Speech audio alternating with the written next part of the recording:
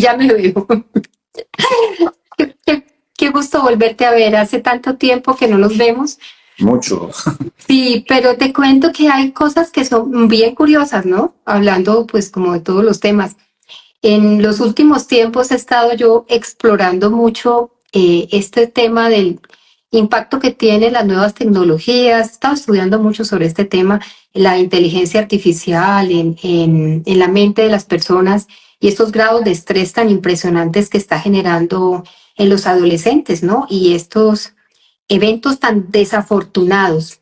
Y de pronto me llega tu mensaje y me doy cuenta que acabas de escribir un libro que me parece que es muy pertinente en este momento. Y sobre todo que pues está abarcando un área que es muy compleja y muy problemática. Bienvenido, Pablo. A la gente que no te conozca, que creo que todo el mundo te conoce, pues Pablo Gómez es un psiquiatra egresado de la Universidad Pontificia Bolivariana como yo, en la especialidad de psiquiatría. Él se ha dedicado muchísimo a trabajar todas estas áreas de la parte espiritual, ha trabajado muchísimo en hipnosis, es una persona muy curiosa y muy entregada a sus pacientes. Y esto me da muchísima alegría porque veo que todo el impacto que estás teniendo en tanta gente.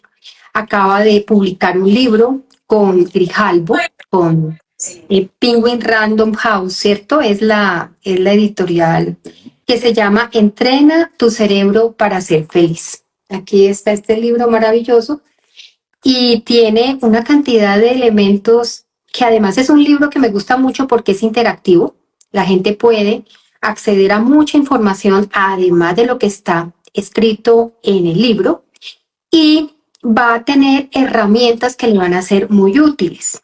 Por otra parte, les quiero contar un chismecito que me parece muy importante. Si hubiera podido estar en Medellín, por supuesto que habría estado allá contigo, que es el curso presencial que vas a tener el 16 de noviembre en el Centro Comercial del Tesoro, donde se va a hablar un poco de la regulación de las emociones y va a ser una meditación, ¿verdad? ¿Por qué no nos hablas un poquito de este evento, Pablo? Bueno, primero que todo, darte las gracias por invitarme. Tú sabes todo lo que te quiero y por eso te envié todo lo del libro, porque es reconocerte que fuiste una persona muy importante en mi formación, una amiga y además profe increíble. Entonces te agradezco todo eso también. Y bueno, lo del curso puntualmente que me estás preguntando en este momento es que dentro de todas estas prácticas que yo integro en mi terapia, fomento mucho el que las personas aprendan a meditar adecuadamente y aclarar pues como todas las distorsiones que hay con respecto a las meditaciones. Las personas creen que si escuchan un audio en internet están meditando y hay pues ciertos parámetros para poder decir que estamos haciendo una buena meditación, sobre todo desde las bases neurocientíficas, porque pues uno puede meditar y las meditaciones tienen su origen en Oriente, pero de pronto en Oriente la filosofía, la cultura o la religión, como se quiera, la meditación tiene otro propósito, un propósito más espiritual, más de trascendencia, y de pronto para la cotidianidad y para lo que nosotros buscamos y en terapia es aprender a enfocar la atención. Y en ese orden de ideas, pues existen unas meditaciones que tienen estudios que avalan que eso se puede lograr adicional a los otros beneficios, no solamente para la salud física, sino también mental. Entonces, en mi consulta, muchos pacientes, yo siempre les digo, ¿y usted medita? Y todos me contestan siempre lo mismo. No, doctor, yo no sirvo para eso, mi mente nunca para, yo no soy capaz de quedarme quieta, me desconcentro. Y yo les digo, pues que eso a todos nos pasa, precisamente eso es lo que hay que hacer, aprender a entrenar la mente. Y se me ocurrió, con base, yo tengo formación en meditación trascendental, en meditación de la compasión, la meditación del amor benevolente, y por ende pues también mindfulness, y decidí estructurar un curso, un taller presencial, y ya este es como el sexto que doy acá en la ciudad de Medellín, es acá en el Centro Comercial del Tesoro, que es donde tengo mi consulta privada, en el auditorio, pues hago este taller grupal. Inicié primero en el consultorio grupitos muy pequeños, pero ya la demanda se fue haciendo muy alta, entonces empecé a hacer grupos cada 2 meses aproximadamente acá en el centro comercial, y ahí hablo de la meditación, de sus orígenes, de la historia, de las bases neurocientíficas, de todos los estudios que hay que sustentan por qué es importante meditar. Y vamos ya a la parte práctica y trabajamos 3 tipos de meditaciones distintas, que son la meditación tipo mindfulness con todas sus variables, la meditación de la compasión o del amor benevolente, una meditación budista hermosa que se la recomiendo a todo el mundo. Y trabajo también o explico en qué consiste la meditación trascendental. Y en eso consiste el taller. Entonces, cuando se bienvenidos a todos para que asistan. Bueno, hay una cosa, ahora que hablabas, me hiciste pensar en algo. Cuando yo estaba haciendo mi formación en psiquiatría, me llegó algún artículo que me llamó mucho la atención, y es acerca del famoso Matthew Ricard, ¿no? Que era conocido como el hombre más feliz del mundo. Y precisamente este libro pretende eso, ¿no? Entrenar tu cerebro para alcanzar la felicidad, pero no sencillamente con unas técnicas matemáticas ni con unos algoritmos específicos, sino buscando entrar y liberarnos un poco de ese yo y poder tener una verdadera experiencia en la meditación y en la trascendencia, como dijéramos. Pero recuerda que Matthew Ricard fue muy estudiado porque fue un monje budista, pero además era biólogo molecular, y eso a mí me llamaba mucho la atención. Y fue estudio de múltiples evaluaciones neurocientíficas y en él exploraron precisamente esa relación entre la meditación y la felicidad. Y fíjate que los investigadores, me acuerdo que era el que lideraba era Richard Davidson de la Universidad de Wisconsin. Él realizó un estudio muy extenso de su cerebro y empezó a utilizar técnicas avanzadas de resonancia magnética y de electroencefalogramas. Entonces, desde hace mucho tiempo ya se viene hablando de que la meditación puede contribuir al bienestar de las personas. Y esto es demasiado importante, pero lo habíamos dejado en remojo, ¿sabes, Pablo? Durante mucho tiempo. Fíjate que, no sé si recuerdes, pero cuando nosotros nos enseñaban terapia cognitivo-comportamental, nos hablaban de la terapia de Aaron Beck, nos hablaban de la terapia de Albert Ellis, pero con el tiempo empezaron a salir terapias, por ejemplo, como la terapia de aceptación y compromiso, donde ya es de tercera generación y empieza a integrar este tipo de elementos que son bien interesantes, y también la terapia dialéctica conductual. Entonces, el aval está, y esto es maravilloso. Entonces, a mí sí me gustaría muchísimo, porque la gente me preguntó esto, antes me llegaron varias preguntas y me decían, bueno, pero ¿qué diferencia hay entre espiritualidad y religión? Entonces, si yo soy muy religiosa, no tengo que hacer ninguna práctica de meditación ni nada, o esto es contraproducente. ¿Qué diferencia hay entre la religión, lo que le decimos religión, y la espiritualidad? ¿En qué se unen y en qué no se unen? Sí, eso es una pelea que se ha dado toda la vida, pues eso tiene defensores y también personas que no están a favor, pues, de diferenciar. Pero yo creo que sí hay una diferencia importante, y yo creo que la religión es la forma como una persona o una población, y creo que lo cito así en el libro, se relaciona con un Dios, ¿sí? Y esa religión está mediada por unos parámetros, por unos dogmas, por unos rituales, y a través de eso, pues, manifestamos esa fe y esa comunicación con ese ser superior, que pues llamamos Dios, o cada quien pues tendrá la forma de llamarlo, pero en religión normalmente es la forma de comportarnos o de relacionarnos con ese Dios, o también con esos dioses, dependiendo de la religión puntualmente, porque no todos somos católicos, no todos solamente creemos en un Dios, hay religiones que creen en varios dioses. Pero la espiritualidad, por lo menos como la veo yo, es la comunión mía, o sea, ya, digamos que la religión es la fe en que hay un Dios, ¿sí? Yo tengo fe en que hay un Dios, pero la espiritualidad es más allá, es más integrativa. La espiritualidad es ser consciente de que yo hago parte de ese ser superior, de ese todo, de ese espíritu. Entonces, para mí, la espiritualidad no es la fe en un Dios, es la certeza y es la convivencia de ese espíritu o esa alma con esa energía superior que crea todo y que abarca todo. Ya cada quien le pondrá el Le nombre. dará su nombre, exacto. Muy importante, muy interesante lo que dices, porque fíjate que cuando uno habla de espiritualidad, tú eres espiritual a veces cuando estás duchándote y escuchas que el agua cae sobre ti y sientes el agua que cae sobre ti y tienes la posibilidad de dejar de pensar en ti y sencillamente escuchas el ruido del agua y te sientes como en unión con otra cosa.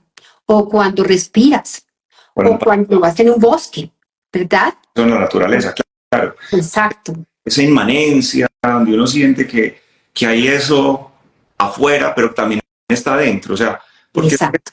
a veces pensamos que hay que buscar afuera, pero no, cuando estamos hablando de espiritualidad, eso es la conexión, la certeza de que esa energía, esa vibración está aquí también. Mira, yo de pronto no quiero enredar a nadie con esto y respeto lo de todo el mundo, pero para mí la parte espiritual es reconocerme como un espíritu, como una energía. O sea, eso yo creo que no hay una definición más sencilla de ser espiritual. Tengo la certeza que dentro de mí hay un espíritu o un alma. Hay gente que hace la diferencia entre espíritu y alma, pero digamos que es esa energía que anima el cuerpo y esa misma energía es la misma energía, Dios, energía creadora, energía de la que está hecho todo, las plantas, estrellas, todo.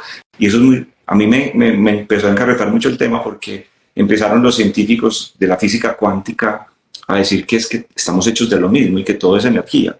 Y eso es muy bonito porque uno empieza a mirar, pues entonces, a ver, Dios está en todas partes. Dios nos hizo su imagen y su semejanza. Entonces uno puerilmente piensa en Dios como un señor de barba, pero somos energía, es esa energía. Y en la espiritualidad yo no busco a Dios afuera. En la espiritualidad yo sé que Dios está dentro, Dios habita dentro de mí. Y yo puedo tener comunicación directa con esa energía porque tengo la certeza de que esa energía existe. En la religión tengo que tener fe. O sea, yo le rezo a un Dios, yo sé que está por allá afuera y, bueno, según los dogmas me relaciono y según los rituales me relaciono. La espiritualidad es la vivencia de mi alma con esa energía creadora, con ese espíritu creador. Me parece súper interesante porque este punto era de los más recurridos, ¿sabes? Me preguntaron mucho. Entonces podríamos, según lo que tú acabas de decirnos, podríamos concluir, por ejemplo, que la espiritualidad sería como la búsqueda y el desarrollo de esa conexión mía con una esencia inmaterial que hay dentro de mí mismo, ¿cierto? Es algo así como buscar algo superior o trascendental, que puede ser para los que son religiosos, Dios. Para los que no son religiosos, la naturaleza, el universo, la ecología o lo que tú quieras. Pero sí implica algo muy importante. Implica un camino de crecimiento, Pablo. Tú no quedas igual cuando empiezas a tener una vida de trascendencia y cuando empiezas a tener una vida espiritual. Definitivamente, tú mismo lo dices en tu texto, se ha referido en varias partes, la espiritualidad te transforma, te ayuda a crecer, te ayuda al crecimiento personal, ¿no es cierto? Y sí, dime. Pero no quiero que quede como la idea de que, o sea, hay que ser espiritual o hay que ser... No, absolutamente. Precisamente esto es más amplio, porque la espiritualidad lo abarca todo. A ver, si puedes ser muy espiritual y puedes ser muy religioso. Si eres religioso, sencillamente la diferencia es que estás metido dentro de un sistema de creencias donde tú te has adherido a dicho sistema de creencias que tiene una o determinadas o impuestos. Exacto. No nace y le imponen. Ya exacto. Yo no. Exacto. De esa te adhieres o te impones desde que estás chiquito una serie de creencias y entonces es un sistema que está organizado. Tiene una organización, por supuesto. Hay prácticas, hay rituales, como tú decías, donde se involucra la adoración a una deidad o las varias deidades, pero para poder resumirles, la pregunta que nos hicieron es muy sencillo. La espiritualidad es algo muy amplio que y además es algo que es para todo el mundo, que no necesitas tener mucho dinero para ser espiritual, o sea, no necesitas, no es una cosa con que tiene que ver con tu adquisición económica. Tú puedes ser muy espiritual sencillamente sentándote a meditar, ¿verdad? Esa parte es importante. Hay una frase de un autor ya murió, pero que trabaja mucho esta parte espiritual de Wayne Dyer. No sé si alguna vez... Claro, sí. de sus conferencias que se llamaba Soluciones Espirituales, así se llamaba la conferencia. Él decía que él adoptaba una definición muy bonita, que yo la uso mucho para definir qué es la espiritualidad, y él decía, ser espiritual es ser como Buda sin ser budista, es ser como Mahoma sin ser musulmán, o ser como Jesús sin necesariamente ser católico o cristiano. O sea, mira que abarca más. Claro. Yo como los valores del alma, ¿a qué vinimos? ¿A qué vino mi alma acá? Esa conexión, esa necesidad de ser una mejor alma, un mejor espíritu, porque ya cada quien, pues, vuelvo y digo, desde su dogma o desde ese marco amplio de la espiritualidad, entenderá para qué es que está acá. Y eso también dentro de la espiritualidad es muy bonito. ¿Cuál es el propósito de yo estar aquí en la tierra? O sea, ¿por qué a veces pasan cosas tan horribles, tan difíciles? Eso. ¿Por qué? ¿Por qué? Y ahí nos vamos metiendo en el tema. ¿Por qué? Es una pregunta que genera angustia, dolor y sufrimiento. Y desde lo espiritual nos vamos por el otro lado. ¿Para qué? Eso. Pero claro, de la espiritualidad. O sea, yo escogí esto ¿para qué? ¿Cuál es el propósito de este sufrimiento, de este dolor, de esta enfermedad, de esta carencia, de lo que sea?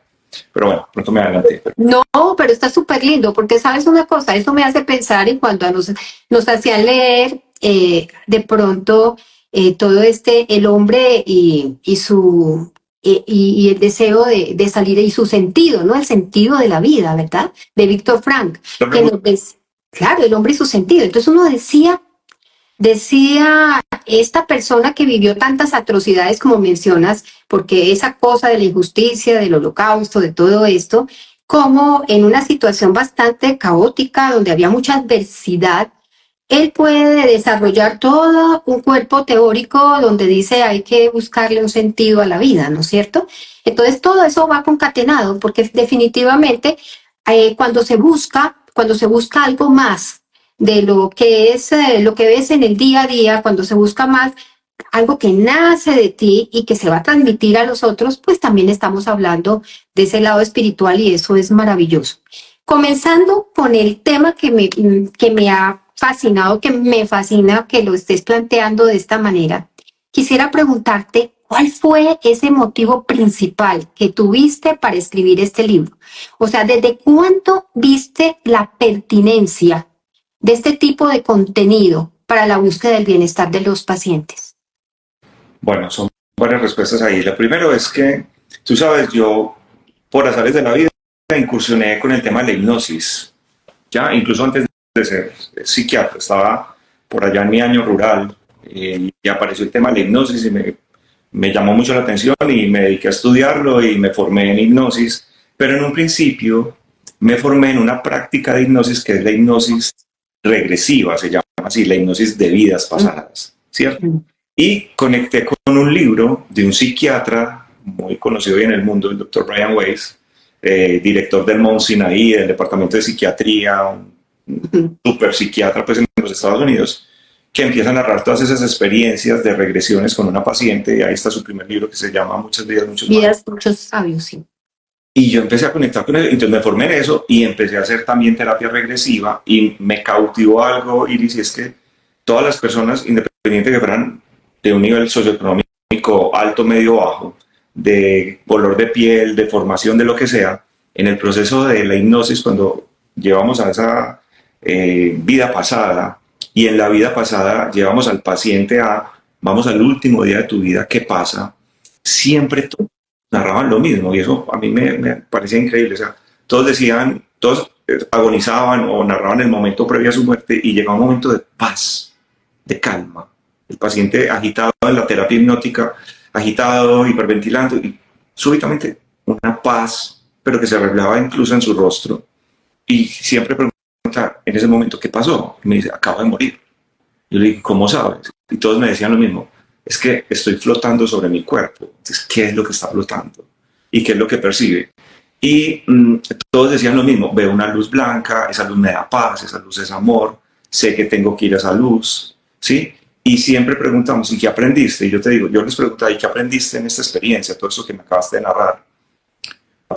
Aprendí a ser justo, aprendí a ser bueno, aprendí a ser bondadoso, aprendí a no robar. Y les preguntaba, ¿y te quedó faltando? Sí, me quedó faltando esto porque esto no lo pude aprender. O lo planeé, pero no lo hice bien.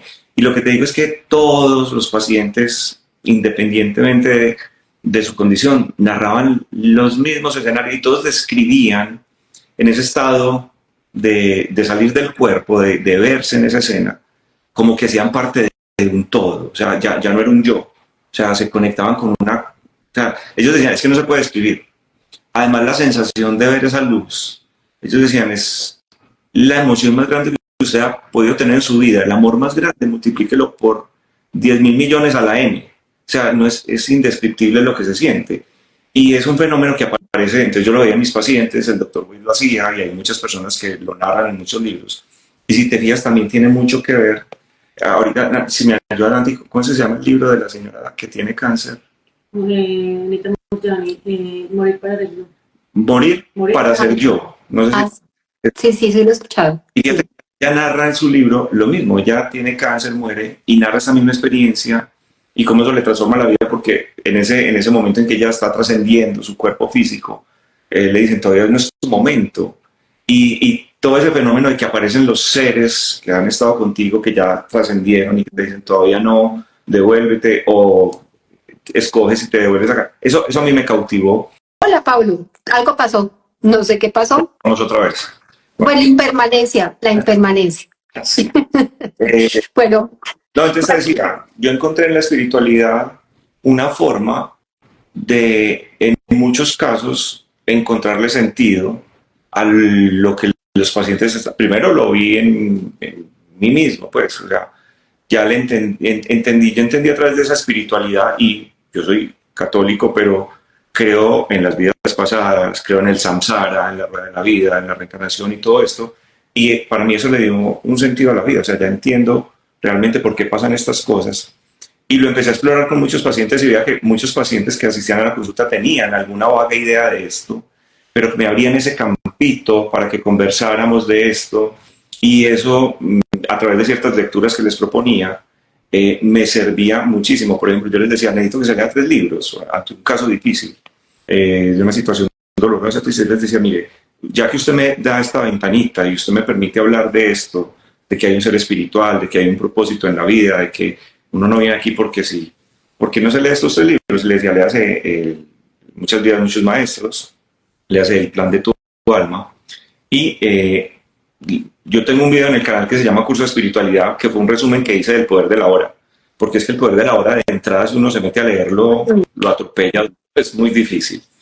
Y ese libro, y sabes que me pasó con varios pacientes que cuando yo les decía, necesito que hagamos eso, que leas eso, para que tengamos material, para que vengas a la consulta y hablemos y hagamos una terapia con base en eso. Y me pasó muchas veces que el paciente mismo me decía, doctor, yo creo que ya no necesito la terapia. Ya entendí cuál es el propósito, ya entendí el para qué de esto. Y esa es una forma de lo que yo creo que es importantísimo en la búsqueda de la felicidad, que es entender que hay un personaje dentro de nosotros, que es el ego.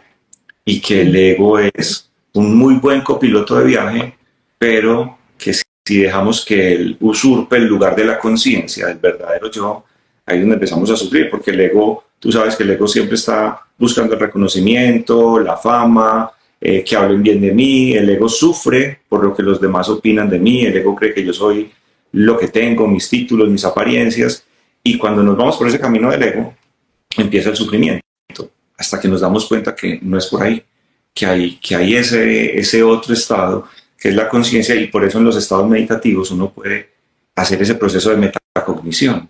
¿Quién está pensando? Y observar a quién está pensando. Entonces resulta que dentro de uno hay 2, el que piensa y el que observa al que piensa. Eso es muy bonito, puede ser un poco enredado, pero cuando uno ya está metido en estas prácticas, de verdad se siente muy bien. Y bueno, todo esto me sirvió, tú sabes, yo me aventuré mucho a meterme en el tema de la hipnosis, lo fui metiendo con otras prácticas dentro de la consulta, aparece la meditación, y digo yo que soy un afortunado porque estamos en una era donde la neurociencia, y no lo digo yo, lo dicen muchos investigadores, la neurociencia hoy en día no está realmente como descubriendo nada nuevo, está reafirmando lo que estas tradiciones antiguas vienen haciendo hace tanto tiempo atrás, pero hoy lo podemos documentar con imágenes, con toda esta tecnología que tenemos hoy en día, y ahí aparece lo que citabas al principio, el doctor Davidson. La historia con el doctor Davidson es muy interesante porque él está en su universidad, en su laboratorio, en Wisconsin, y aparece y se encuentra con el Dalai Lama. Y entonces tienen esa conversación y el Dalai Lama le dice, ¿y usted para qué estudia? Porque él estaba estudiando cerebros de personas con depresión, con ansiedad. Y el Dalai Lama le dice, ¿usted para qué estudia eso? ¿Usted por qué no estudia personas más bien que meditan, que practican la compasión o la gratitud? Y entonces el doctor Davidson me dice, pero es que no tengo como a quién estudiar. Y el Dalai Lama le dice, yo tengo monjes que le pueden servir para este fin. Y aparece Mathieu Ricard entonces y en la tomografía por emisión de positrones, que es la imagen que muestra qué áreas del cerebro se pintan de rojo o de amarillo mostrando mucha actividad, y las azules o verdes que muestran hipofunción. Todos los monjes activaban corteza prefrontal, apagaban amígdala, activaban la corteza cingulada, pero este señor Mathieu Ricard pues era desproporcionado lo que hacía. En cuestión de segundos prendía ese cerebro y apagaba otras zonas, y obviamente pues el doctor Davidson con toda su formación dice, esto es algo increíble, o sea, usted está prendiendo zonas que pueden quitar una depresión y está apagando zonas que pueden quitar un cuadro ansioso. Y le propone al Dalai Lama, dígame, esto se puede entrenar, esto la gente lo puede aprender. Y el Dalai Lama le dice, claro, si hacemos un entrenamiento media hora, 2 veces al día, durante tanto tiempo, creo que fueron 2 meses, las personas pueden hacer esto. Y después empiezan a reclutar gente, la entrenan en este tipo de meditación, y las personas son capaces de lograr esas mismas, obviamente no al nivel pues, de un monje tibetano, pero pues porque apenas llevan una formación muy corta. Pero hay estudios, Iris, por ejemplo, con la meditación de la compasión, que muestran esos cambios anatómicos, pero ya estoy hablando de cambios estructurales, o sea, ni siquiera del estado que se puede generar en un momento de meditación, sino del cambio en la estructura, que es lo que finalmente va a generar las bondades de la meditación cuando sumamos horas de meditación. El doctor Davidson tiene un libro súper interesante a los que les guste este tema, que lo hizo con Daniel Goleman, el que escribió Inteligencia Emocional. Y ese libro se llama Rasgos Alterados. Y él ahí narra toda la historia de cómo él, cuando estaba jovencito por allá, empezó a hablar de la meditación y cómo casi pues los expulsan de la universidad porque eso era medio esotérico en ese momento, y cómo fueron gradualmente, y mira a dónde van las investigaciones. Claro. Impresionante. Y hay una cosa que, ahora que mencionas a su santidad el Dalai Lama, él tiene una característica que a mí me llamó mucho la atención en una de sus conferencias. Él dice que, bueno, y le preguntan algo como, y esto es, ustedes pueden cambiar de pensamiento, si la ciencia va cambiando de pensamiento, y él dice, sí, nosotros somos flexibles y vamos a cambiar de pensamiento si la ciencia cambia con el pensamiento. No, nosotros tenemos que aceptar que hay cambios, y si esos cambios tienen lógica, si es una cosa que realmente tenga un sustento, obvio, tenemos que cambiar nuestra manera. Y me pareció muy bonito porque esto muestra flexibilidad mental, uno de los elementos muy importantes para generar un cambio, Pablo. O sea, esa parte me parece genial. Y que es una de las características que se ha estudiado con las prácticas meditativas, que nos favorece la modificación de estructuras que nos permiten esa flexibilidad de pensamiento, esa flexibilidad de no ser tan rígidos, de no ser el primer pensamiento que nos llega, sino, como dicen los investigadores, tener esas fracciones de segundos para pensar y no irnos con el impulso, sino poder analizar las respuestas y tomar decisiones más acertadas. La meditación, en el poder de la hora de Eckhart Tolle, él dice que la meditación, lo dice él, dice así, yo considero que la meditación es la puerta de entrada a la espiritualidad, y creo que me parece muy atinada, porque la meditación de verdad es una práctica que, dependiendo del tipo de meditación, va a estimular ciertas áreas del cerebro. En el libro del doctor Davidson es interesante porque él dice, el libro se llama Rasgos Alterados. Rasgos alterados. Y él dice, hay estados cuando meditamos, que todos pues, los que meditamos los hemos sentido.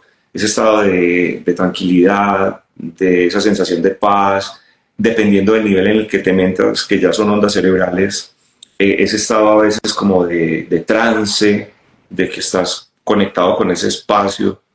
Inclusive pues, los meditadores expertos alcanzan ondas que la mayoría de las personas pues, nos cuesta, que son las ondas gamma. Pero él dice que esos estados son muy útiles, muy buenos, muy bonitos, sirven mucho, pero que realmente lo que nos va a hacer diferentes es sumar horitas y horitas de meditación para que el cerebro anatómicamente vaya creando nuevas vías y aparezcan esos rasgos. Y cuando hablamos rasgos, estamos hablando de personalidad. No, y estás hablando de otra cosa importantísima, de neuroplasticidad, porque si vamos a hablar, o sea que eso es todo. ¿Cuánto tiempo nos dijeron que teníamos las mismas neuronas y que si se nos morían, nos moríamos? Y resulta que ahora, y pensando en la misma resiliencia, vemos gente que soporta la adversidad mucho mejor si adopta estas prácticas meditativas. Y se ha visto que estas personas pueden recuperar gran parte de muchas funciones cerebrales, porque definitivamente esta puerta o este ingreso a que este cerebro empiece a funcionar de otra manera, obviamente te va a dar un cambio anatómico, pero también te va a dar un cambio que se va a expresar en el funcionamiento, ¿verdad? En la conducta, en el afecto, en el estado de ánimo, en cómo manejamos las emociones. Por eso me parece que es tan importante que nos enfoquemos también en esto, porque muchas veces pensamos que salud mental es algo demasiado como cuadriculado, ¿no? Es una serie de diagnósticos para los cuales existen una serie de tratamientos que ya están estandarizados, que están evaluados, etcétera, pero hay que explorar más. Y esta invitación que haces tú me parece maravillosa, porque es otra vía para buscar sentirte mejor, ¿verdad? Otra vía que obviamente hay casos en que tú necesitarás como psiquiatra y yo como psiquiatra intervenir cosas muy puntuales que se están, pero todo esto puede ayudar enormemente a la persona. Hablaste de resiliencia, el doctor Boris Cyrulnik. Me encanta. Genio en esto, pues tú sabes la historia de él. A los 6 años logra escapar siendo ya huérfano de esos campos de concentración, y él se dedicó pues a trabajar todo el tema de la resiliencia. Y él dice que si bien la resiliencia tiene un componente genético, porque eso arranca desde el útero de la madre, desde que estamos allá en el útero, y todo el entorno que vivió la madre mientras nos gestaba, que esa resiliencia solamente desde el punto de vista biológico, genético, no es más del 30%. O sea que uno puede aprender a ser resiliente, y dentro de las estrategias que él propone, que muchas de las estrategias, y ya vamos a hablar de un poquitico en el libro, él dice que una de las más importantes es la meditación, que meditar genera cambios anatómicos, y volvemos al tema entonces de la neuroplasticidad, que hace que yo tenga más capacidad de aguantar ciertas situaciones, de no quebrarme con las situaciones, y además de ser capaz hasta de disociarme y observar la situación desde afuera para ver qué aprendizaje puedo tener de eso.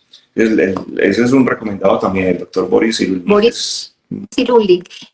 A mí me parece muy interesante porque además de ser psiquiatra, pues incursionó muchísimo en el tema de la neurología, fue una persona, ha sido un gran observador y da mucha esperanza, ¿no? Yo me acuerdo cuando leí Los Patitos, Patitos Feos, yo pensaba, ¿cuánta esperanza está generando este señor a tanta gente que se piensa que debido al trauma o debido a determinadas cosas, un trastorno de estrés postraumático o otras cosas, no tiene ninguna posibilidad de pronto de hacer resiliencia? Y dentro de esto, fíjate que el hecho de tener algo que sea seguro, una imagen segura, algo que le brinde a él como esta aceptación incondicional de la que tanto se habla, puede ser un pilar fundamental para que estas personas puedan superar todas estas adversidades. Me parece súper interesante. Boris Cyrulnik se llama. Ese es porque me están preguntando que cómo se llama él. Tiene un video en YouTube de la BBVA del banco, muy bonito. Y ahí él explica toda su historia, narra su historia y cómo los estudios pues, que él ha hecho muestran eso que acabas de decir, que el trauma no necesariamente nos tiene que codificar el resto de la vida, que nosotros podemos practicar o llevar a cabo ciertas estrategias que nos hacen más resilientes. Alguien nos pregunta que de qué estamos hablando. Estamos hablando de la interfase que hay entre la neurociencia y la espiritualidad. Y estamos presentando el libro que acaba de presentar el doctor Pablo, que es muy interesante, Entrena tu cerebro para ser feliz. Y pues hemos estado hablando alrededor de estos temas que él ha abordado en el libro. Hay una cosa que pienso que es algo muy práctico, muy pragmático y que vale la pena que mencionemos. Y es el tema del estrés y de la ansiedad de nuestros tiempos. Estamos hablando de un porcentaje muy alto de personas que se ven sometidas a un estrés continuo, un estrés crónico. Y esto va a traer unas consecuencias. Háblenos un poquito de ese estrés, hacia dónde va y de pronto este libro a un paciente que esté estresado, ¿cómo le podría servir? Sí, yo vi que estuviste mencionando mucho hace poco el libro de Generación Ansiosa. Sí. Muy interesante. Y pues si eso le pasa a los adolescentes, a mí me da risa porque los papás dicen, ¿qué hago con el celular de mi hijo? Ese, muy bien. Y yo le digo, ¿y usted qué hace con su celular? ¿Usted qué está haciendo con su celular? Usted es el adulto también. Bueno, con respecto a eso de la ansiedad y del estrés, a mí me gusta mucho, Iris, explicarle a la gente porque se confunde la diferencia entre ansiedad y estrés. Para mí hay una diferencia clara. La ansiedad es una enfermedad neurológica, prima hermana de la depresión, con unas vías neurológicas y con unos criterios muy establecidos, donde yo puedo experimentar esa sensación de miedo permanente al futuro, esa sobredimensión del futuro, pero negativo, de cosas cotidianas, y cotidiano es mi trabajo, mi economía, mi salud, mi pareja, pero sin que necesariamente esté aconteciendo un evento para yo generar esos pensamientos de miedo. Y ahí es donde yo creo que es importante hacer la diferencia con el estrés. Cuando yo estoy estresado, realmente, si hay un factor evidente, claro, que está generando dentro de mí esa reacción.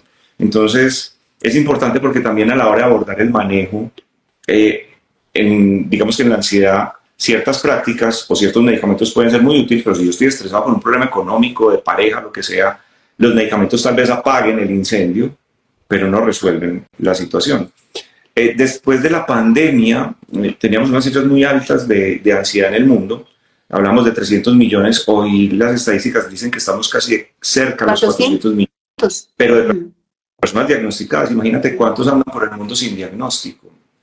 Y lo que yo veo constantemente en mi consulta es pacientes con diagnóstico, con criterios claros de ansiedad, pero que además tienen 3 o 4 factores estresantes crónicos. O sea, ya no hablamos de un estrés funcional, sino de un distrés, un estrés crónico patológico, sumado a una base ansiosa, y también, y me imagino, sociedad, lo que estamos viviendo hoy en el mundo, el estrés laboral tan grande que estamos viviendo, estos síndromes del burnout que acontecen hoy en día por esa hiperproductividad que hacen que las personas crean que tienen que hacer muchas cosas a la vez y se meten en la tal multitarea, cuando ya sabemos que eso no existe. O sea, la multitarea la hace un computador, un celular, nosotros no podemos.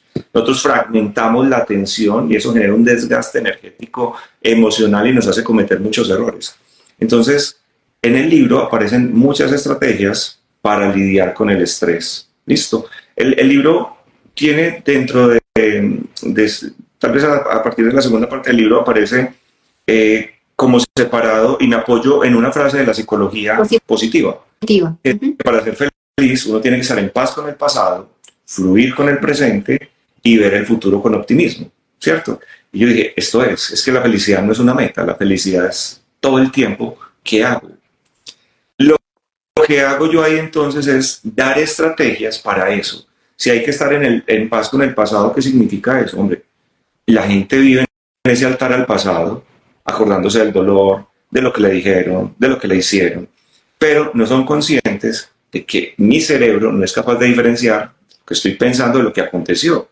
Entonces, si yo me voy a pensar en el dolor de cualquier cosa, una infidelidad de hace 10 años, y me meto en la película, en esa pantalla mental y empiezo a proyectar, mi cerebro reacciona como si eso estuviera pasando, pero ¿cuándo? Hoy.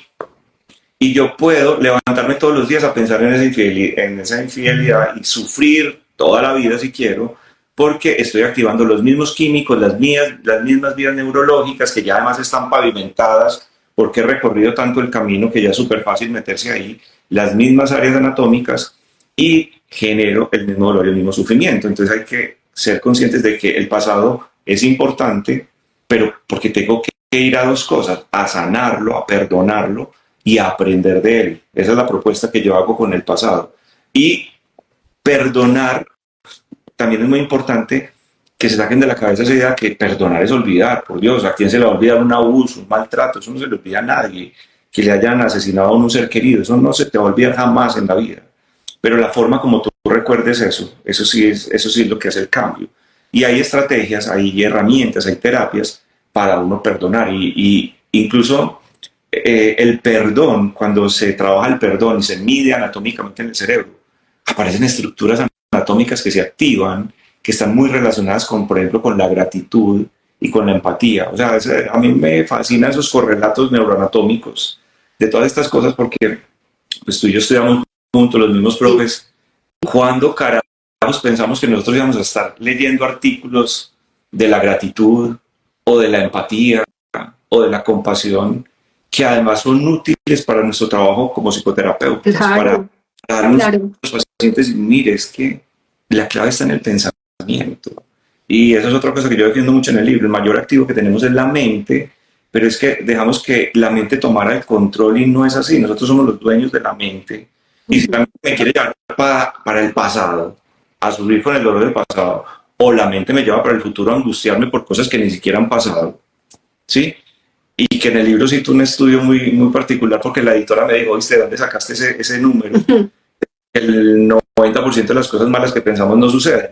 Y yo le dije, yo no sé, eso lo repiten y todo el mundo lo repite, y me puse a buscar información y solamente encontré un estudio que exactamente correlacionó pues esa cifra. Un estudio, tú sabes que eso no Sí. dice, pero en general sí, nos vivimos anticipando a cosas negativas y eso, igual que como ir al pasado activa hormonas y circuitos en el cerebro, ir al futuro negativo también hace exactamente lo mismo. Entonces, si a eso le sumamos el estrés, la ansiedad y que no manejamos nuestra mente, sino que nuestra mente nos maneja. Porque la mente nos propone, el cerebro nos propone pensamientos cada fracciones de segundos. O sea, es decir, cada 1.21 milisegundos aparece un pensamiento. Pero los pensamientos son solamente opciones de interpretación de algo que está pasando, no son la realidad. Eso Pero, es importantísimo, no son verdades absolutas. Y mucha gente las toma como una verdad. Es que ¿por qué? Porque lo pienso. Y lo piensas, pero eso es contrastable, es verdad. Eso es importante lo que estás diciendo, Pablo.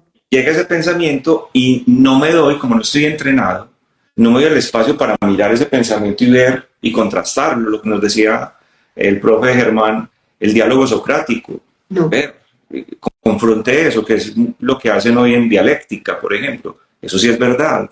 No hay más opciones, no hay más alternativas. A ver, ahondemos un poquitico, a ver, que el cerebro me tire otra opción, a ver si me pego de otra que sea más favorable. No, no estamos entrenados, nos vamos con la primera opción que aparece y esa primera opción, bueno, lo explico en el libro, una red neuronal que Por tenemos, Entonces, no. la red neuronal por defecto, vive en ese vagabundeo mental en el pasado y en el futuro. Hay un estudio de la Universidad de Harvard del año 2012 que se llama Una mente divagante, es una mente infeliz. Es muy bonito porque ellos generaron una aplicación para los iPhone, para los teléfonos iPhone, y los participantes tenían que contestar el teléfono en el momento que los llamaran, tenían que interrumpir la actividad que estuvieran haciendo, no importaba lo que fuera, podían estar en el baño si querían, pero tenían que parar. Y apenas contestaban el teléfono, ahí me llegaba el cuestionario de la aplicación y tenían que contestar qué estaban haciendo y qué estaban pensando. Y ese estudio demostró una cosa, pero bárbara. Dice el estudio que el 47% del tiempo, cuando creemos que estamos en una actividad, estamos pensando en otra cosa. O sea, que la mente no está enfocada en eso que aparentemente estamos... El 47%... Un mono loco, como dirían los budistas, ¿no? Ese mono loco que anda de un lado a otro. Sí. Claro. Estamos en otro lado, estamos divagando, no estamos atentos al momento presente, que es ese famoso mindfulness entonces. Y demostraron que ese vagabundeo mental generaba estrés, sufrimiento, angustia. Pero hay otra cifra que es peor y es que ese 47% que mencionaban era entre semana. Pero el fin de semana esa cifra aumentaba al 75%. O sea... Pero es que, Pablo, fíjate que eso eran estudios muy interesantes que estamos hablando de un poquito atrás. Pero si empiezas a mirar con la llegada de las redes sociales, ¿Qué está hiperactivado? Nuestra red neuronal por defecto está hiperactivada pensando en que mi like, ¿será que me están mirando? ¿Será que me comparo? ¿Será que esto? ¿Será que pongo este contenido? Y está tan activada que no estamos en el presente, estamos en modo diversión, estamos en modo entretenimiento. Y ojo, esto es muy delicado, sobre todo, pues estamos hablando de personas adultas, mucha gente adulta está teniendo este problema y no logra concentrarse, no logra enfocarse, no logra hacer muchas cosas. Y creo que una de las cosas que es muy válida en lo que tú estás diciendo es, estas personas son candidatas maravillosas para alejarse de los terminales de estos celulares y aprender a meditar.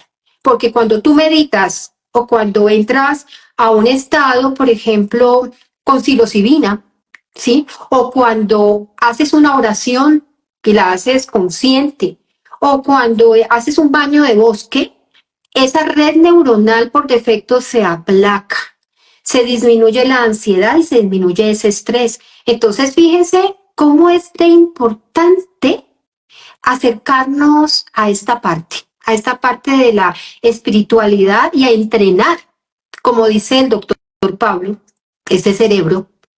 ¿Para qué? Para que podamos tener un contacto verdadero, ¿sí? No solamente con nosotros mismos, sino con todo lo que nos rodea. Y ser como mucho más conscientes, ¿no? De lo que hacemos. Yo hice algo muy atrevido en el libro, Iris, y fue hacer un paralelo entre la red neurológica por defecto y el ego. Porque es que fíjate que el ego, ¿qué hace? Nos mantiene atrás, adelante, nunca estamos en el presente, siempre estamos pensando en el like, como dices tú, o en el dolor del pasado. Eso es el ego, sí, así nos describen el ego. Pero ese es el ego, es que es el ego. Perfecto, yo dije, por Dios, es que esto puede ser muy osado. No lo es. Pero no me decir, ya todos, mira, ya los psicólogos sociales hablan de esto. Es decir, cuando tú tienes hiperactivada tu red neuronal por defecto, tu ego está al máximo. Tú solamente estás pensando, mis proyectos, mi vida, me ven bien, esto es yo, mime conmigo. claro. Y esto es gravísimo porque fíjate que la comparación nos lleva a la decepción, a la tristeza. El querer más, fíjate, esa avidez por las cosas. Uy, este tiene un Maserati, mira, salió en esa foto, está en Viena. Ay, yo no he ido a Viena, qué cosa tan horrible. Y ese deseo, como diría Buda, dentro de las 4 verdades, nos hace sufrir terriblemente, ¿no? Ese deseo, ese apego a las cosas, Entonces, ese apego al ego. por ejemplo, para seguir con la línea de la meditación, hacemos una meditación de verdad, o ahorita mencionaste la oración también, ¿sí? Ciertos tipos de oraciones, lo que hacen es acallar ese vagabundeo mental. Por eso también lo que te decía al principio del curso de meditación, porque es que hay que hacerlo bien. O sea, y muchas personas creen que es que hay que poner la mente en blanco, lo cual es imposible. Lo que hay que hacer es ser consciente de que estamos entrenando la atención y que cuando la mente se vaya, yo la tengo que volver a traer. Ese es el músculo que se está ejercitando en la meditación. Y eso hace que ese flujo continuo de la red por defecto se empiece a atenuar y tome el mando la red ejecutiva central, la red de la atención, ¿sí? Entonces prendemos otras estructuras, prendemos otras vías neurológicas y la red de la atención es la red del aquí y del ahora, la del presente. Y por eso yo digo, es la red de la conciencia. Eso es muy bonito, todos esos correlatos. Hay unos estudios en Italia para que mires, y todos los que nos están oyendo, cómo toda esta parte de la espiritualidad es tan importante en el mundo de la neurociencia. Se publican miles y miles de artículos todos los días. Tú sabes que todas estas prácticas orientales, donde describen las técnicas de respiraciones, todo lo del pranayama. Sí. Y en Italia descubren una vía a través del tronco encefálico que dicen es como una especie de espía que está mirando lo que el cuerpo está sintiendo, lo que está percibiendo, para mandar la orden y decirnos cómo respirar, para regularnos. Y descubren esta vía y la muestran y la pintan. Y lo bonito de esta historia es que a esa vía le ponen el nombre de la vía pranayama. Me parece muy justo.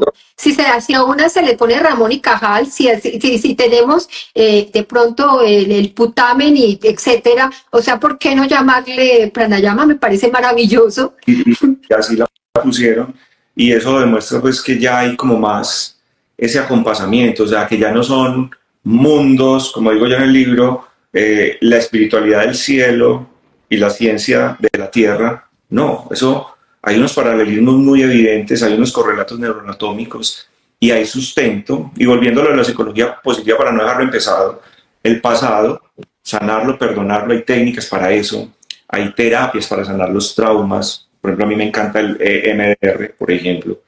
¿Por qué no les cuentas un poquito qué es eso del movimiento, esa técnica que muchos no lo saben? Okay. Bueno, el EMDR es una terapia que, como muchas cosas en la medicina, surgen por casualidad, ¿cierto? La doctora Francis Shapiro en los Estados Unidos, en Palo Alto, trabaja con pacientes traumatizados por abuso sexual, mujeres principalmente, y hombres excombatientes de guerra, principalmente de Vietnam.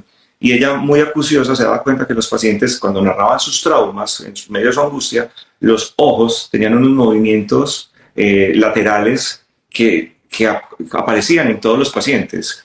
Y ella empieza a explorar con esos movimientos y empieza a forzar los movimientos. Ya no deja que los ojos se muevan libremente, sino que ella empieza a dirigir el movimiento.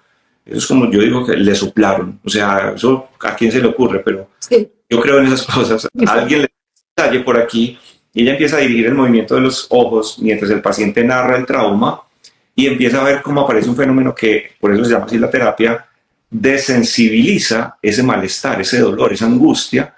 Pero la terapia tiene algo hermosísimo, y es que la terapia se llama EMDR, ojos en inglés, M, movimiento, D, desensibilización, y R, reprogramación. El último paso es hermosísimo, o sea, el paciente sana todo ese dolor emocional y al final uno le pregunta, ¿y qué estás viendo? ¿Qué estás entendiendo? Y solito, es como si hubiera el mejor psiquiatra adentro, el mejor psicólogo adentro, el paciente encuentra una forma de relacionarse con ese trauma, ya no es del dolor, sino es del aprendizaje, es de la resiliencia, y es absolutamente sanador. Es una terapia que está avalada en el mundo para el estrés postraumático. Entonces, esa es una forma, por ejemplo, de sanar el pasado. La gratitud para vivir en el presente, me parece. La gratitud tiene estudios en la universidad, en la clínica Mayo, en Rochester, en Minnesota, estudios que muestran todos los beneficios que tienen las prácticas de la meditación, y en el libro propongo 3, 4 ejercicios para conectar con la gratitud y ver el futuro con optimismo. Entonces, a veces en el presente la vida no es como uno quiere, pero entonces ahí viene el tema de la aceptación, de cómo me relaciono con esto, o me resigno desde el ego, pataleo, me enojo, peleo hasta con, o simplemente esto es lo que está pasando. Y viene también conceptos del budismo y de a mí, perdóname que te interrumpa, Pablo, pero ¿sabes qué me llamó mucho la atención, que me gusta mucho y que le va a llegar mucho a las personas? El tema de entrenar la atención. Me parece brutal, porque precisamente es como de alguna manera la persona puede acceder. Y hay algo interesante, es que cada una de estas páginas, miren, tiene esto que te va a facilitar también el aprendizaje, porque te va a hacer llegar y te va a hacer llegar a otras áreas. De todo lo que hemos hablado, él habla en este libro. Incluso hay una cosa que me gusta mucho, y es la identificación de esos programas saboteadores.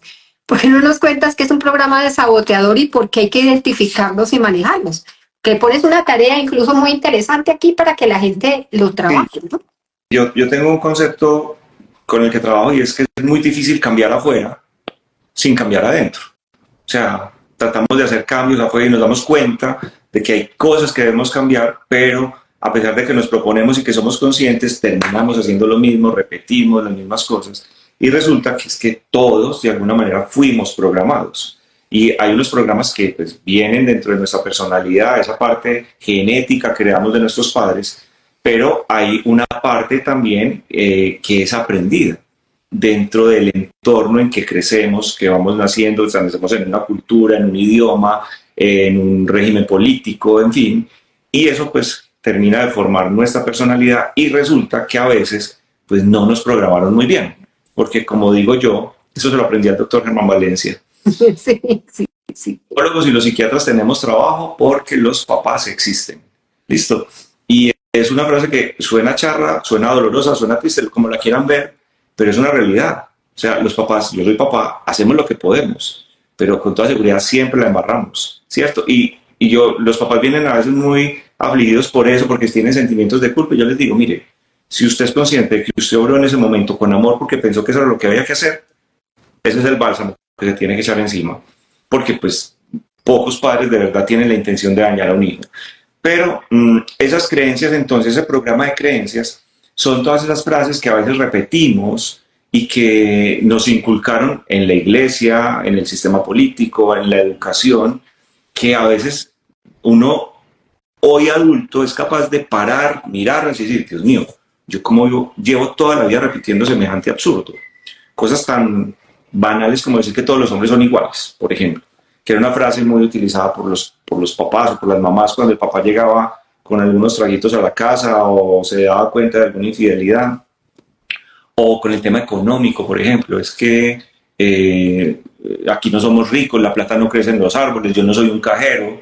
Entonces unas ideas como de carencia y todas esas ideas, sobre todo, Iris, en los primeros 7, 8 años de vida, el cerebro de los niños no ha madurado.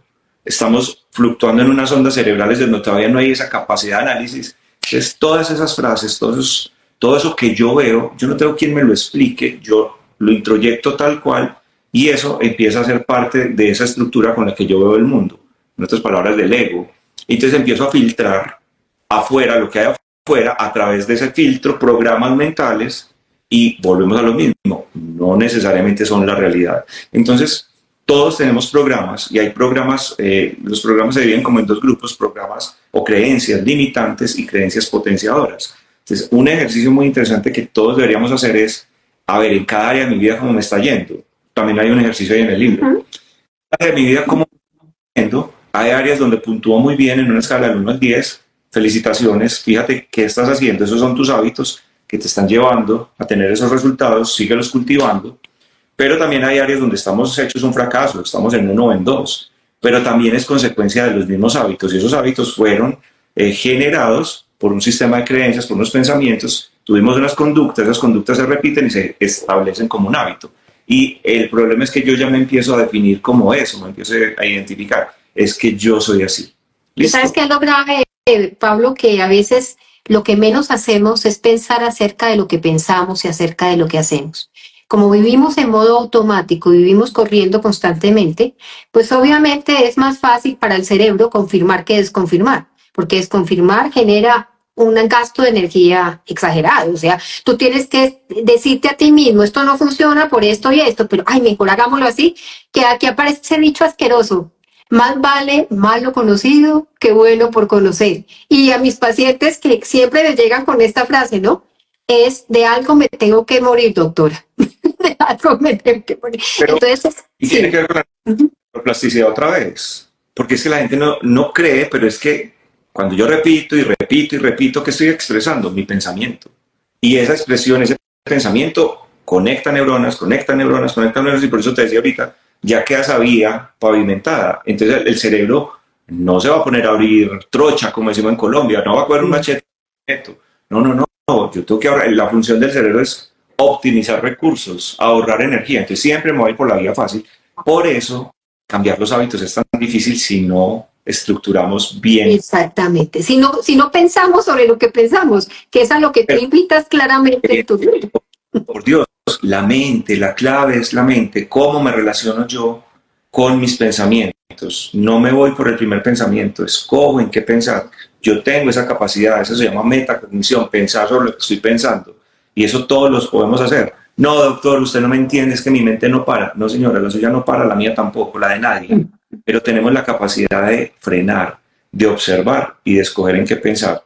Porque obviamente esos pensamientos van a generar unas respuestas químicas que las vamos a sentir y que nos van a llevar a unas conductas y nos enfrascamos siempre en lo mismo. Necesitamos ser muy conscientes y me parece muy útil la pregunta que haces de ese sistema de creencias, porque es que si yo no vuelvo consciente, eso lo decía Erickson. Sí. Si yo no hago Erickson, no, Jung, perdón. Hasta Si yo no hago consciente, el consciente, ¿sí? Mi subconsciente dirigirá mi vida y yo lo seguiré llamando destino. Y no es así. Yo tengo que volver consciente todos esos patrones inconscientes, mirar quién me los dijo. En el libro está estipulado pues cómo se hace todo, quién me lo dijo, cuándo me lo dijo, qué sentí yo, qué aprendí de eso, si esa creencia me ha servido para algo, o si tengo que ser consciente de que esa creencia no es mía, esa creencia es de mi papá. Listo. ¿Quién dijo que yo era bruto para las matemáticas? Porque mi papá un día enojado estaba haciendo tareas conmigo y me dijo, es que usted es bruto para las matemáticas, y uno tiene 5 años y le dicen eso, la figura de autoridad, ahí queda la impronta, ¿sí? Y a lo mejor iba a ser un genio para las matemáticas, pero esa creencia hace que yo empiece a repetir esa frase, esa emoción, y eso me lleva a la conducta y ya me bloqueo para las matemáticas, y así pues podríamos hablar de cualquier cantidad de cosas. Maravilloso. Mira, este libro tiene muchas joyitas y muchos elementos maravillosos. Por ejemplo, cómo a través de un estado de concentración, de conocernos, de autoconocernos, en un estado, por ejemplo, de la hipnosis, tú puedes cambiar hábitos. Esa parte me pareció muy interesante, que vale mucho la pena que la leamos. Sobre todo, pienso que puede ser de gran utilidad en los trastornos por atracón, ¿sabes? Pensando yo que trabajo en esta parte, en esta área de trastornos de atracones, trastornos de la conducta alimentaria, puede ser muy, pero muy interesante reevaluar todos estos pensamientos que tenemos, por un lado, y por otro lado, tener la posibilidad de acceder a otro tipo de conocimientos que nos pueda ser de utilidad. Esto es interesante. ¿Tú qué nos puedes decir un poco acerca de la alimentación y la hipnosis, por ejemplo? La hipnosis es algo, primero que todo, que la gente tiene que entender.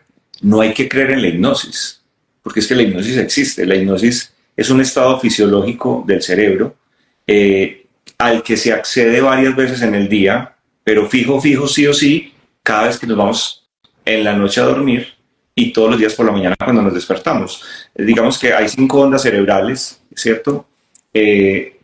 Estamos en este momento despiertos, activos, en beta, así se llama, es una onda rápida, que es la onda también del estrés, de la angustia o del estar en el momento atentos a lo que está aconteciendo.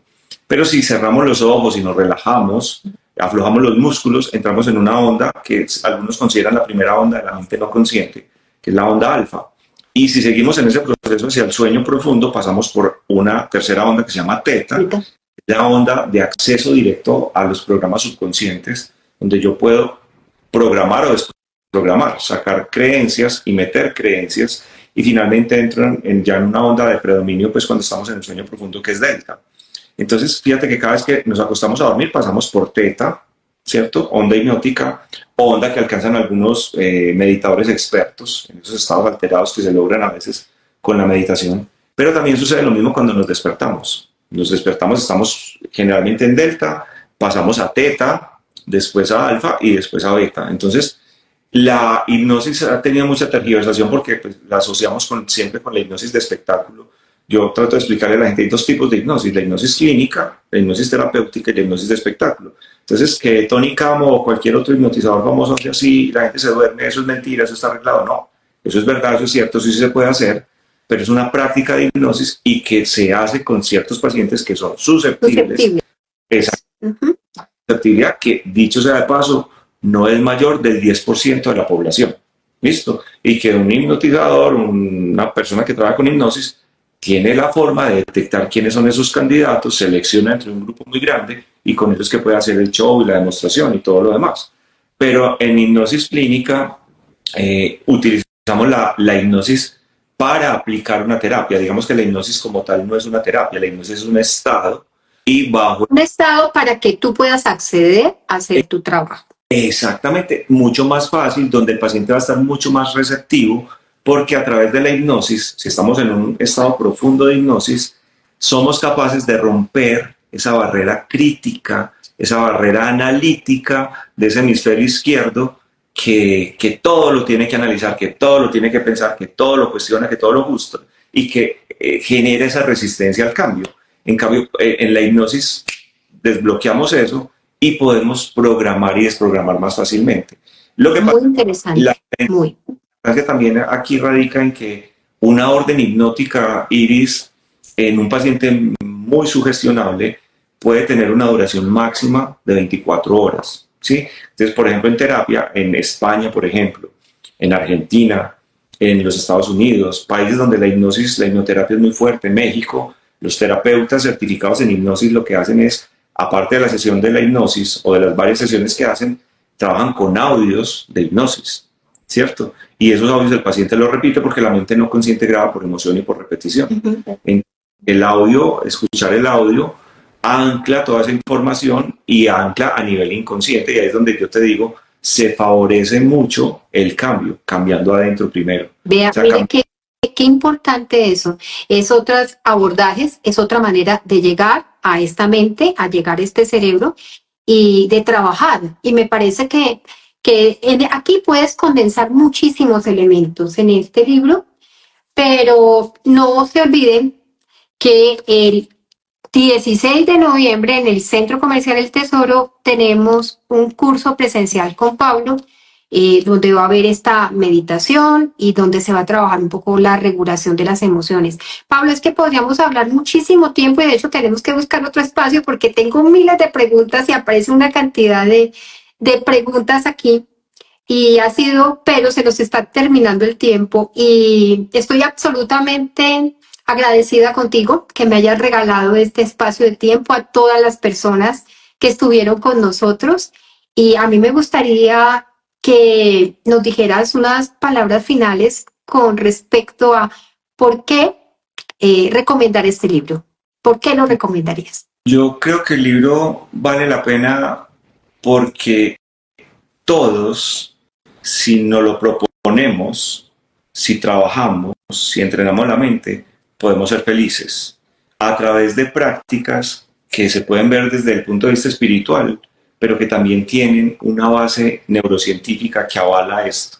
O sea que finalmente yo puedo entrenar mi mente y cambiar mis estados mentales, y en ese sentido puedo escoger, como nos han enseñado siempre, que en la vida el dolor hace parte de la experiencia, pero sufrir es una elección. Muy importante.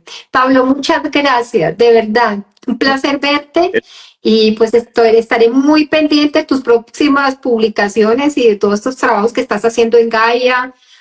Un pequeño detalle antes de que se me olvide. Él hizo un trabajo bellísimo con las mujeres que están haciendo tratamiento para el cáncer. Durante las quimioterapia y este tipo de cosas se genera mucha aprensión, mucho sufrimiento, mucha incertidumbre. Y ustedes estuvieron trabajando en un programa que me encantó, algo me comentó Lina Inestrosa, y me parece que esto es algo muy lindo para la comunidad, muy lindo, y pues te felicito por eso, ¿no? Me pareció muy bello este trabajo. Sí, Lina ha sido una persona muy importante, la conocí, que llegó a la consulta y pues nos fue muy bien en algo que hicimos. Y empezamos una relación ahí también de acompañamiento mutuo, apoyarme ella en mis cosas, yo a lo de ella. Y surgió porque en ese momento aparecieron varios pacientes y familiares o amigos cercanos, amigas, con el diagnóstico del cáncer. Y la angustia por la quimioterapia, si me va a servir, si no me va a servir, si el pelo. Y me decía Lina que a veces había sesiones de quimioterapia hasta de 7 horas. Y Dios mío. Pues si uno ocupado divaga 7 horas con angustia.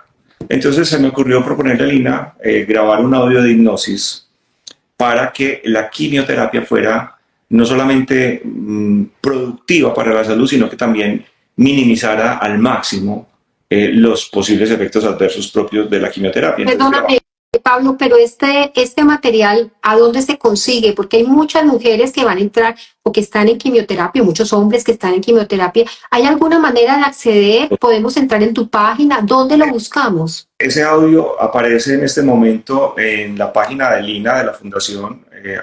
No está en el Marrosa. Solamente está en mi canal. Bueno, aquí me dicen que no está en el canal de Lina. Está en mi canal de YouTube y es un audio. Búscame el nombre, por favor, si lo tienes de la mano. Está el audio, pueden buscar hipnosis para quimioterapia. Perfecto, perfecto, porque esto es de mucha utilidad a muchas personas. Meditación de sanación para quimioterapia. Se llama meditación de sanación para la quimioterapia. Oigan, meditación de sanación para la quimioterapia.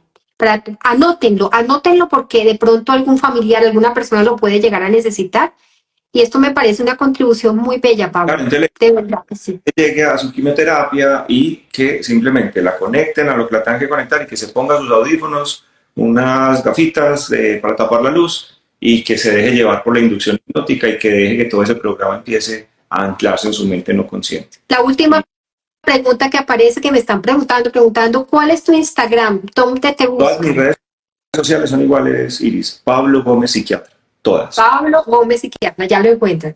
Bueno, queridos, queridas, todos los que estuvieron aquí, gracias por la participación. Voy a anotar todas las preguntas y cuando tengamos la nueva posibilidad, porque este hombre vive más ocupado, es impresionantemente ocupado, lo trataremos otra vez de traer a este espacio para que nos siga contando tantas cosas interesantes. Gracias, Pablo. Muchísimas gracias y un abrazo gigante. Conectar contigo, sabes todo lo que te quiero y siempre dispuesto a lo que necesites. Muchas gracias. Chao, chao. Hasta luego. Que estén bien.